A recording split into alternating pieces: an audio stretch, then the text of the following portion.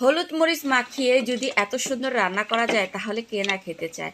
আর রান্নাটা যে কত সুন্দর হয়েছে তা না দেখলে বোঝা যাবে না। চলুন রান্নাটা উঠিয়ে নিয়ে যাক।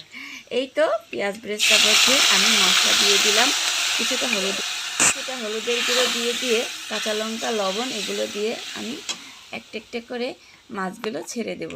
বন্ধুরা আপনারা চাইলে কিন্তু ঠিক এইভাবে রান্নাটা করে নিতে পারেন, দেখবেন স্বাদের কোনো তুলনাই হবে না। আর যারা রান্না করতে কষ্ট পান তারা কিন্তু অবশ্যই এই রান্নাটা দেখবেন কতটা সহজভাবে আমি রান্নাটা করেছি। অনেক কিছু দেয়া লাগে না, অল্প কিছু দেওয়াতেই রান্নার স্বাদ এরকম আসে। দেখুন কতটা সুন্দর হয়েছে তরকারিটা,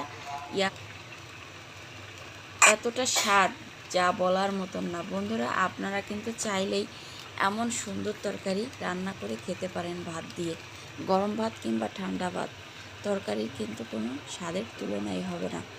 আপনারা এইরকম তৈরি করে খাবেন, দেখবেন অনেকটা সুন্দর। আর আমার চ্যানেলে কিন্তু অনেক সুন্দর সুন্দর মাছের তরকারি দেওয়া আছে, আপনারা চাইলে খেতে পারেন তৈরি করে। এই তো মশলাটা কষিয়ে আমি মাছগুলো ঠিক এইভাবে ছেড়ে দিয়েছিলাম।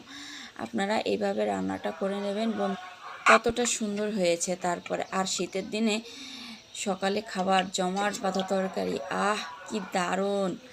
আর এগুলো হচ্ছে নদীর মাছ, খেতে আরও তৃপ্তি সহকারে খাওয়া গেছে। আর বাংলার পুঁইশাক দিয়ে এই তরকারিটা খেতে আরও যেন তৃপ্তিময় হয়ে উঠেছে।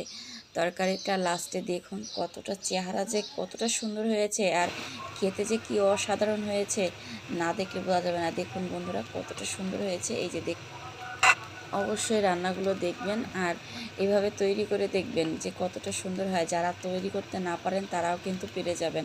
বন্ধুরা এভাবেই কিন্তু আমি তরকারি রান্না